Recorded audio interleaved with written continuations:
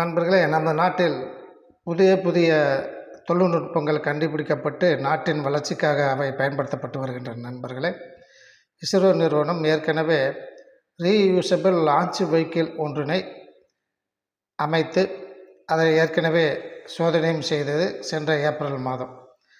அந்த reusable launch வெஹிக்கிளுக்கு தற்போது நமது பிரைம் மினிஸ்டர் அவர்கள் அதற்கு புஷ்பக் என்று பெயரிட்டுள்ளார்.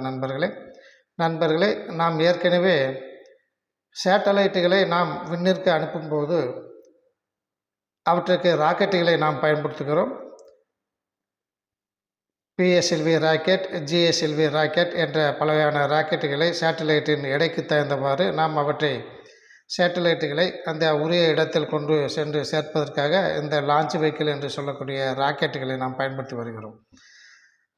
ஆகவே ஒவ்வொரு தடையும் ஒரு சேட்டலைட்டை நாம் ஏவும்போது ஒவ்வொரு ராக்கெட்டும் நாம் தயாரிக்கப்பட்டு அந்த ராக்கெட்டின் உதவியுடன் இந்த சேட்டலைட்டானது புவியின் மேலே ஒரு குறிப்பிட்ட உயரத்தில் அவை நிலைநிறுத்தப்படும். அந்த வகையில் பார்க்கும்போது ஒவ்வொரு ராக்கெட்டுகளும் தயாரிப்பதற்கு நாம் அதிக அளவில் செலவு செய்ய வேண்டியுள்ளது. இதே போன்று தான் பல நாடுகளும் ராக்கெட்டுகளை பயன்படுத்தும் போது அவற்றுக்கான செலவு அதிகமாகிறது. ஆகவே நாம் தற்போது ரீயூசபிள் லான்ச் வெஹிக்கிள் புஷ்பக் என்ற ஒன்றின் அடிப்படையில் இனி வருங்காலங்களில் நமது சேட்டலைட்டுகளை மட்டுமல்ல மற்ற பல விண்வெளியில் நடக்கக்கூடிய விண்வெளிக்கு செல்ல வேண்டிய விண்வெளிக்கு கொண்டு சேர்க்க வேண்டிய அனைத்து வகையான பயன்களுக்கும் நாம் இனி ரீயூசபிள் லான்ச் வெஹிக்கிளை பயன்படுத்த போகிறோம். நண்பர்களே, இந்த ரீயூசபிள் லான்ச் வெஹிக்கிளானது 2 ஸ்டேஜுகளை கொண்டிருக்கும். ஆகவே இந்த 2 ஸ்டேஜுகளின் உதவியுடன் சேட்டலைட் அல்லது பிற விண்வெளிக்கு செல்ல வேண்டிய பொருட்கள் அவற்றில் பொருத்தப்பட்டு அவை உந்தப்பட்டு மேலே செல்லும். அவ்வாறு செல்லும்போது முதல் ஸ்டேஜில் உள்ள ஃபியூயல் எரிபொருள் காலியாகும் வரை 2வது ஸ்டேஜையும் அதனுடன் பொருத்தப்பட்டுள்ள அந்த சேட்டலைட்டையும் மேலே உந்தி எடுத்து செல்லும். முதல் ஸ்டேஜில் உள்ள எரிபொருள் காலியானவுடன் அந்த வெஹிக்கிளானது அந்த முதல் ஸ்டேஜை தன்னிடமிருந்து பிரித்து தனியே விலக்கிவிடும். இவ்வாறு விலக்கப்பட்ட இந்த வெஹிக்கிளானது முதல் ஸ்டேஜானது அது மீள திரும்பி பூமியை நோக்கி வரும். அது ஏற்கனவே எந்த இடத்தில் இறங்க வேண்டுமோ அந்த இடத்தில் இறங்கும் வகையில் அதற்கான ஓடுபாதையில் சென்று அவை சரியான இலக்கினை அடைந்து அங்கு நிறுத்த முடியும். அதற்கான ஏற்பாடுகளை அந்த ரீயூசபிள் வெஹிக்கிளின் முதல் ஸ்டேஜில் செய்திருப்பார்கள். நண்பர்களே, 10, 9, 8, 7, 6, 5, 4, 3, 2, 1, 0. Plus 5 seconds. Lift off normal.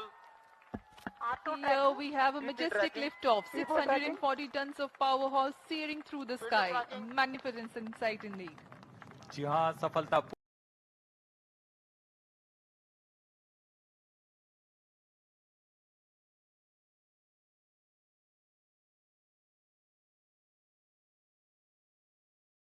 ஆகவே அந்த முதல் ஸ்டேஜில் ஃபியூயல் முடிந்தவுடன் எரிபொருள் முடிந்தவுடன் அது 2வது ஸ்டேஜிற்கு மேலே செல்லும் வகையில் செய்துவிட்டு அது தனியாக பிரிந்துவிடும்.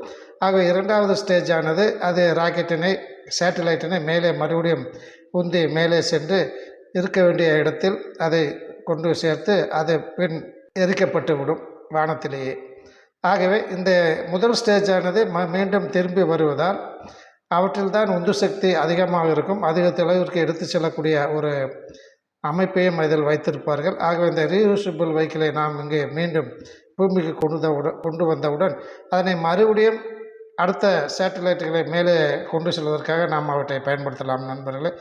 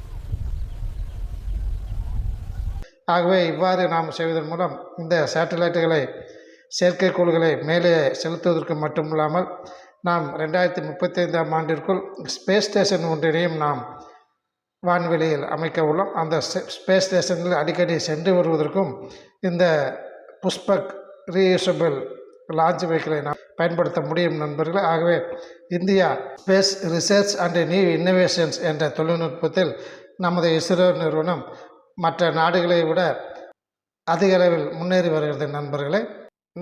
இரு நாடுகளுக்கிடையே போர் என்று ஒன்று வரும்போது எதிர்நாட்டின் ஏவுகணைகள் அல்லது விமானங்கள் அல்லது ராக்கெட்டுகள் அல்லது மிசைல்கள் எவ்வகையான ஆயுதமாக இருந்தாலும் நம்ம நாட்டிற்கு உள்ளே வந்து மக்களுக்கு எந்த விதமான பாதிப்பும் ஏற்படுத்தக்கூடாது என்ற ஒரு அடிப்படையில் பெரும்பாலான நாடுகள் ஏர் டிஃபென்ஸ் சிஸ்டம் என்ற ஒரு அமைப்பினை நிலவி வருகின்றன என்பதனை நமது இன்றைய நியூஸ் சேனல் நண்பர்கள் கேள்விப்பட்டிருப்பீர்கள். அதாவது உதாரணத்திற்கு சைனாவிலிருந்து ஒரு ஹைப்பர்சோனிக் மிசைல் அல்லது ஒரு பலிஸ்டிக் மிசைல் அல்லது ஒரு குரூஸ் மிசைல் வருகிறது என்றால் அது நமது நாட்டின் எல்லைக்கு உள்ளே வந்து முக்கியமான இடங்களை குறிவைத்து அவை தாக்கும்போது அவற்றினை சேதமளிப்பதோடு மக்களுக்கும் பெரும்பாலான சேதத்தை உருவாக்கும். ஆகவே இவ்வகையான சேதத்தை தவிர்ப்பதற்காக நமது இந்திய அரசு ஏற்கனவே ஏர் டிஃபென்ஸ் சிஸ்டத்தை 3 அடுக்குகளாக அமைத்துள்ளது. இதை பற்றி அடுத்த ஒரு வீடியோவில் நாம் விரிவாக பார்க்கலாம் நண்பர்களே.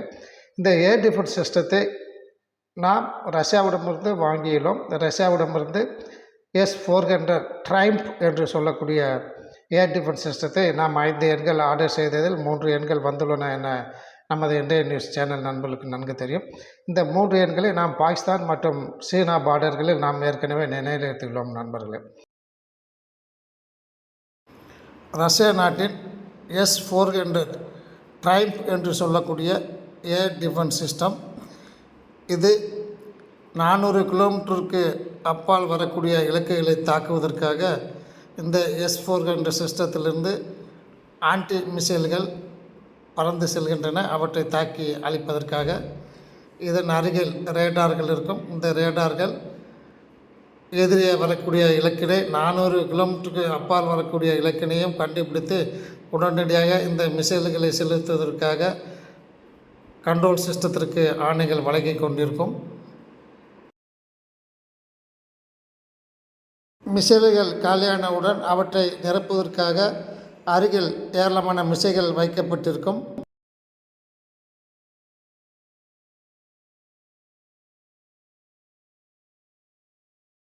அருகில் ரேடார்கள் இயங்கி எதிரில் வரக்கூடிய இலக்குகளை கண்டறிந்து தகவல்கள் கொடுத்து கொண்டிருக்கும்.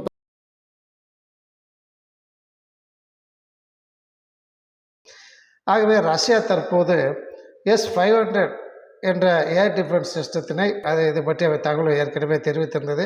தற்போது மிக விரைவில் S-500 புரமத்தியூஸ் என்று சொல்லக்கூடிய இந்த S-500 ஏர் டிஃபென்ஸ் சிஸ்டத்தை அது தனது நாட்டில் நிறுவியுள்ளது நண்பர்களே. ரஷ்யாவின் தயாரிப்பான S-500 ஏர் டிஃபென்ஸ் சிஸ்டம் தற்போது டெஸ்ட் செய்யப்பட்டு செயல்பாட்டில் கொண்டு வரப்பட உள்ளது. பல்வேறு வகையான மிசைல்கள் மற்றும் ட்ரோன்கள் மற்றும் விமானங்கள் ஆயுதங்கள் ஆகியவற்றை பயன்படுத்தி இவை பல தடவை சோதனை செய்யப்பட்டுள்ளது.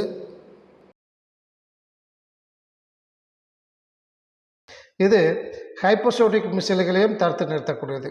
S-400 என்று நாம் ரஷ்யாவிடமிருந்து வாங்கியுள்ள இந்த ஏர் டிஃபென்ஸ் சிஸ்டமானது ஹைப்பர்சோனிக் மிசைல்களை தடுத்து நிறுத்தாது, மற்ற மிசைல்களை தடுத்து நிறுத்தக்கூடிய ஒரு வாய்ப்பு இருக்கிறது. ஆனால் நமது பிரம்மோஸ் போன்ற ஏவுகணைகளை தடுத்து நிறுத்துமா என இதுவரை இனியும் சோதனை செய்யப்படவில்லை. ஏனென்றால் நமது பிரம்மோஸ் ஏவுகணை இதுவரை எந்த போரிலுமே பயன்படுத்தி பார்க்கப்படவில்லை.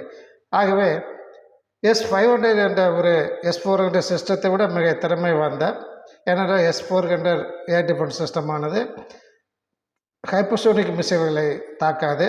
ஹைப்பர்சோனிக் மிசைல்கள் என்றால் என்ன என்று நியூஸ் வீடியோ செய்தியில் ஏற்கனவே ஒரு வீடியோ வெளியிட்டுள்ளோம் நண்பர்களை. பார்க்காத நண்பர்கள் பார்த்து விவரம் தெரிந்து கொள்ளும்படி அன்புடன் கேட்டுக்கொள்கிறேன். இந்த ஹைப்பர்சோனிக் மிசைல்கள் மாக் 5 என்ற ஸ்பீடுக்கு மேலாக மாக் 20 வரை செல்லக்கூடியது. ஆகவே இவ்வளவு வேகத்தில் வரக்கூடிய இந்த மிசைலை எந்த ஒரு ஏர் டிஃபென்ஸ் சிஸ்டத்தினாலும் இதுவரை தடுக்க இயலவில்லை. பேட்ரியாட் என்று சொல்லக்கூடிய ஏர் டிஃபென்ஸ் சிஸ்டமும் இந்த ஹைப்பர்சோனிக் மிசைலை தடுத்து நிறுத்தவில்லை. ஏற்கனவே உக்ரைன் நாட்டின் மீது ரஷ்யா அவங்கார்டு என்று சொல்லக்கூடிய ஹைப்பர்சோனிக் மிசைலை முதலில் பயன்படுத்தியது. அதை எவ்விதமான ஏர் டிஃபென்ஸ் சிஸ்டமும் தடுத்து நிறுத்த முடியவில்லை நண்பர்களே. ஆகவே அதற்கு மேலாக தற்போது S-500 என்ற சிஸ்டத்தை அது தயாரித்துள்ளது.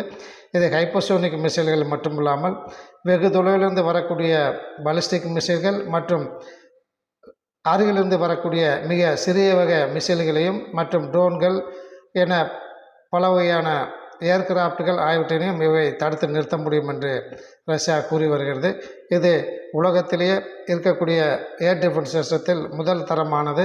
இது போன்ற ஏர் டிஃபென்ஸ் சிஸ்டம் உலகத்திலேயே வேறு எங்கும் இல்லை என்று ரஷ்யா கூறி வருது நண்பர்களே. இதில் முக்கியமான ஃபீச்சர் என்னவென்றால், இந்த S-500 air defence சிஸ்டத்தினை S-400 air defence சிஸ்டத்திடம் இணைக்கும்படியான ஏற்பாடுகளையும் செய்துள்ளார்கள். ஆகவே ஒரு நாட்டில் S-400 அண்டு S-500 என்ற இரண்டு வகையான ஏர் டிஃபென்ஸ் சிஸ்டத்தையும் நிறுவி அவற்றை இரண்டையுமே ஒருங்கிணைத்து ஒரு ஏர் டிஃபென்ஸ் சிஸ்டத்தை உருவாக்கிவிட்டால் எந்த விதமான வான்வழி தாக்குதல் இலக்குகள் வந்தாலும் அவற்றை நாம் உடனடியாக எதிர்நாட்டிலே தடுத்துவிட முடியும் நண்பர்களே.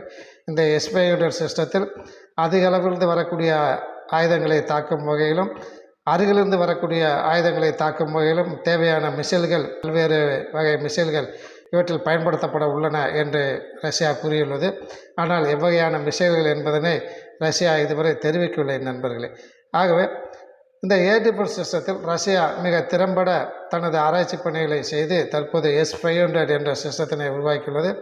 இந்த S-400 சிஸ்டத்துக்கு சமமாக நமது இந்தியாவிலும் ஏற்கனவே ஏர் டிஃபென்ஸ் சிஸ்டம் நிறுவுவதற்கு அனைத்து ஏற்பாடுகளும் செய்யப்பட்டு முடிவடையும் தருவாயில் உள்ளது என்பதனையும் நமது இன்றைய நியூஸ் சேனல் நண்பருக்கு ஏற்கனவே நாம் விவரம் தெரிவித்துள்ளோம் நண்பர்களே.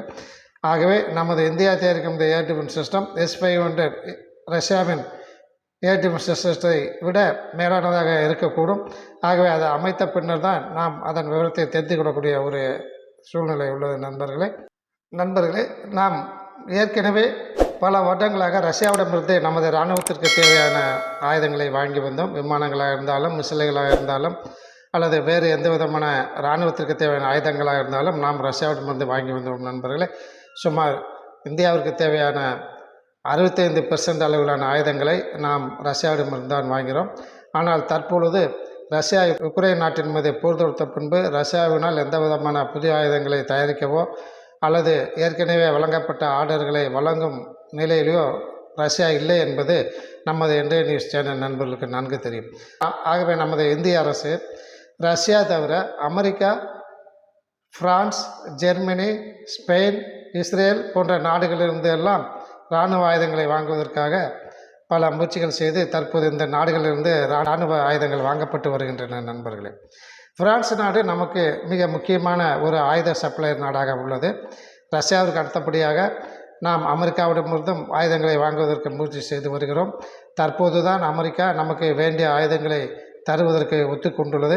ஆனால் அது எவ்வகையில் தொடரப்போகுது என்பதை நாம் இன்னும் வருங்காலம் தான் பார்க்க முடியும் நண்பர்களே. ஏனென்றால் ஒன்று ஆயுதத்தை தந்தால் அதற்கு வேண்டிய ஸ்பேர் பார்ட்ஸ்களை தராது, திடீரென்று அதை கோத்திக்கொள்ளும் அதன் பேச்சை கேட்காவிட்டார். இது போன்ற நிகழ்வுகள் முற்காலங்களில் பல நடந்துள்ள நண்பர்களே.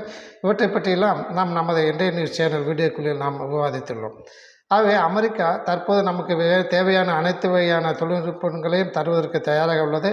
நாம் என்னென்ன கேட்கின்றோமோ அவற்றை உடனடியாக தருவதற்கு அமெரிக்காவும் தயாராக இருக்கிறது. ஏனென்றால் அதுக்கு ஒரே ஒரு கண்டிஷன், சீனாவை தாக்கும்போது நாம் இந்த ஆயுதங்களை அமெரிக்காவுடன் சேர்ந்து சீனாவின் மீது போருக்கு செல்ல வேண்டும்.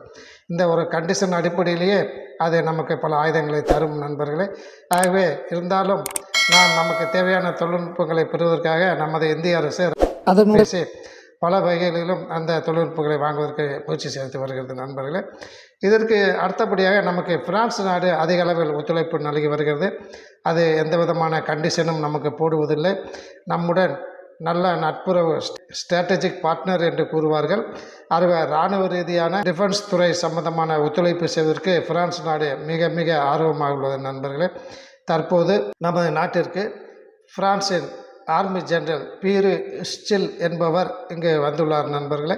அவர் இராணுவ சீஃப் ஜெனரல் திரு பாண்டே அவர்களை சந்தித்து பலவிதமான ஒத்துழைப்பு குறித்து இரு ஜெனரல்களும் பேசி வருகிறார்கள் நண்பர்களே. ஆகவே பிரான்ஸ் நாடு நமக்கு ஏற்கனவே ஏர்ஃபோர்ஸ் துறையில் நமக்கு வேண்டிய அளவுக்கு விமானங்களை சப்ளை செய்வதற்கு அது தயாராக இருக்கிறது. தொழில்நுட்பங்களை தருவதற்கும் தயாராக இருக்கிறது. இந்தியாவிலேயே ரஃபேல் விமானங்களை தயாரிப்பதற்கும் அது ஒத்துழைப்பு நல்குவதற்கு தயாராக இருக்கிறது நண்பர்களே. அதேபோன்று கப்பல் கட்டும் துறையில் நேவி என்று எடுத்துக்கொண்டால் நமக்கு ஏற்கனவே 6 எண்கள் ஸ்கார்பியன் கிளாஸ் நீர்மூழ்கி கப்பல்களை கட்டுவதற்கு நமது நாட்டு கப்பல் கட்டும் நிறுவனங்களுக்கு அது ஏற்கனவே ஒத்துழைப்பு கொடுத்து அந்த ஒத்துழைப்பின் அடிப்பில் நாம் ஏற்கனவே 6 எண்கள் நீர்மூழ்கி கப்பல்களை நாம் தயாரித்து அவற்றை தற்போது நமது நேவியில் பயன்படுத்தி வருகிறோம் நண்பர்களே. ஆகவே ஆர்மிகளுக்கிடையே காலாட்படைகளுக்கு இடையே எந்த விதமான முயற்சிகளை நாம் எடுக்கலாம், எந்த விதமான ஒத்துழைப்பு இரு நாடுகளும் சேர்ந்து செய்யலாம் என்ற அடிப்படையில் நமது ஆர்மி ஜெனரல் திரு பாண்டே அவர்களுடன் பேசுவதற்காக பிரான்ஸ் நாட்டின் ஆர்மி ஜெனரல் திரு சில் அவர்கள் வந்துள்ளார் நண்பர்களே. இவர் திரு பாண்டே அவர்களுடன் பேசுவது மட்டுமில்லாமல் மற்ற உயர் அதிகாரிகளுடனும் அரசு துறை அதிகாரிகளுடன் இவர் பேச்சுவார்த்தை நடத்துவதாக தெரிகிறது. இங்கு 3 நாட்கள் பயணமாக வந்துள்ளார் நண்பர்களே. நமது நாட்டின் திறமையை காட்டுவதற்காக நமது இராணுவம் பொக்ரான் பகுதியில், ராஜஸ்தான் மாநிலத்தில் உள்ள பொக்ரான் பகுதியில் பினாக்கா ராக்கெட் சிஸ்டம் எவ்வாறு செயல்படுகிறது என்பதனை மிக துல்லியமாக, மிகவும் அபூர்வமாக, மிகவும் சிறந்த வகையில் பிரான்ஸ் நாட்டின் ஆர்மி ஜெனரல் அவர்களுக்கு நமது இராணுவம் காட்டியுள்ளது நண்பர்களே. பினாக்கா மல்டி ராக்கெட் லான்ச்சர் என்பதை பற்றி நாம் நமது இந்திய நியூஸ் சேனலில் ஒரு வீடியோ வெளியிட்டுள்ளோம் நண்பர்களே. ஆகவே நண்பர்களே, நமது இந்திய அரசு பல வகைகளிலும் நமது நாட்டிற்கு தேவையான ஆயுதங்களை வாங்குவதற்காக மிக சிறந்த ஆயுத தயாரிப்பு நிறுவனங்களுடன் பேசி அவற்றை வாங்குவதில் மும்முரமாக உள்ளது நண்பர்களே.